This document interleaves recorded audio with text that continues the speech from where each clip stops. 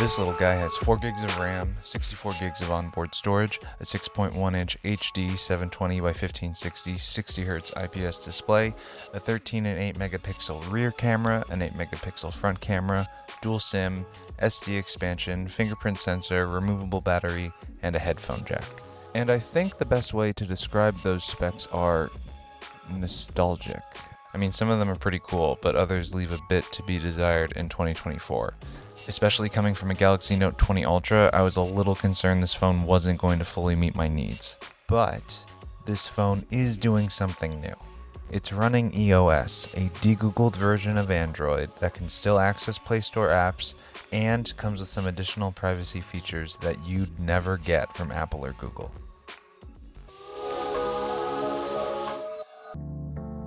So I'm going to break this review down into 2 parts, the phone and the operating system, because each one of them have some features that might be make or break for you. So, what is de-Googled Android? De-Googled Android is a mobile operating system based on open source Android with all Google proprietary code removed. Your phone sends between 5 and 15 megabytes of data to Apple and Google servers every day, including your live location and other unique identifiers. Some of this data is collected through apps, but some of it is collected directly from the phone's operating system. Using a de-Googled phone is virtually the only way to opt out of this kind of data collection. But that doesn't mean that you can't install Google apps or use Google services, rather that you have the option to install and use those services if you want to. This phone comes pre-installed with EOS, a privacy-focused operating system complete with essential apps, robust privacy features, and an app store that in my opinion is better than Google or Apple's alternatives. And they just released a major update, so let's take a look at EOS 2.0. So the first thing I noticed after I updated the phone was the design choices. The UI is very reminiscent of the iPhone 4S's operating system. It's lightweight, and even on this budget processor, the menus and pages are responsive, and there's no bloatware on boot or at all. It's really nice to see such a clean and thoughtful OS that feels familiar while bringing something new to the table. All of the essentials like maps, emails, notes, and an ad-blocking browser are here by default, but you will need more apps, of course, and that's where the App Lounge comes in.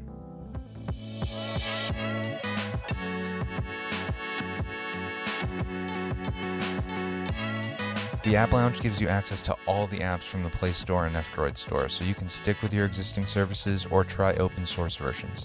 You never have to log into your Google account to download an app, and SafetyNet works, so you can even use your banking apps or your rideshare apps. When you're searching for an app in the App Lounge, you can query your search for only apps with no trackers, only apps that are open source, or only progressive web apps. The App Lounge even has a privacy rating for all apps. I really love this. This is great. It allows you to see what trackers and permissions are in every app that you download and gives each one an automatic rating depending on their tracker and permission settings. This is a great way to know which apps are trying to profile you. So you can use your banking apps or your rideshare apps. You can even download and use Google apps. The only drawback to the App Lounge is that you can't use Google Pay. But most apps are free to download anyway, and then you pay directly to the service provider, so this really isn't a problem today.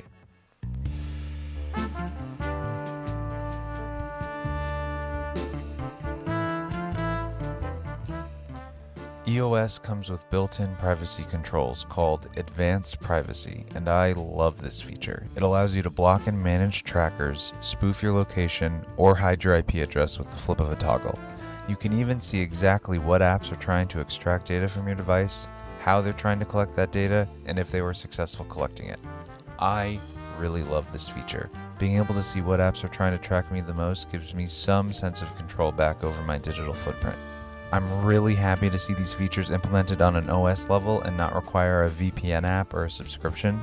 And I've seen other reviews saying that turning these features on make the internet access very slow and even unusable sometimes. But those reviews are from 2 years ago before the EOS 2 update, and I've been using the location spoofer and the IP masking non-stop, and they don't seem to noticeably affect my loading speeds at all. Some other things I noticed after using EOS for a week: there's no widgets on the homepage.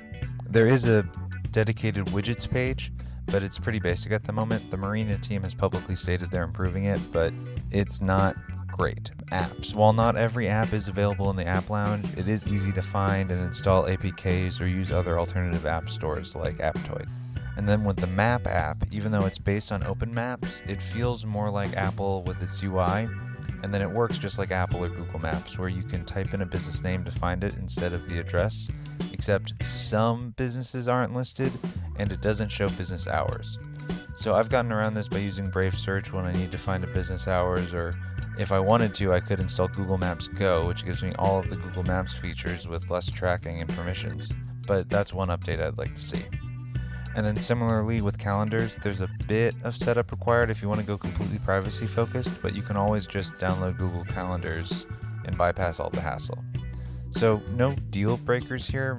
Morena mentioned they were expanding the team and working on more updates for the near and long-term future on their EOS 2 live stream, and these are really just minor inconveniences. So overall, I'm super impressed with EOS. It's lightweight and snappy, the privacy features are awesome, and the trade-offs are minimal. They're basically the same trade-offs you make from switching to Android from iPhone. Some specific apps might not be supported, but in those cases, there's always alternative apps or browser-based workarounds. If you care about privacy, I think using EOS or some version of de-Googled Android is a no-brainer. Okay, but what about the Teracube 2e? So I talked about the specs in the start of the video, and like I said before, it is all a bit nostalgic. The removable battery and the headphone jack are very rare and very welcome features in 2024. You might be able to find one of those features in another phone, but good luck finding a phone with both of them. And then this phone also gets 4 years of updates, a promise that they're still making on their website even though the phone was released in 2020. There's 4 gigs of RAM and 64 gigs of storage, and looking at those specs hurt a little bit. So for example, let's just talk about the processor real quick.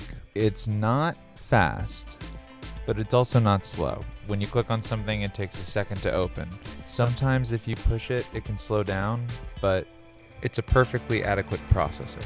It's not going to be enough to edit videos or play high-intensive games, but honestly, it's just enough for video streaming and social scrolling. You can tell the camera and the speakers are budget quality. They work best in ideal conditions, but they just barely get the job done. The camera especially struggles with its shutter speed and autofocus. And it can be hard to hear some people on phone calls when I'm using the speakerphone.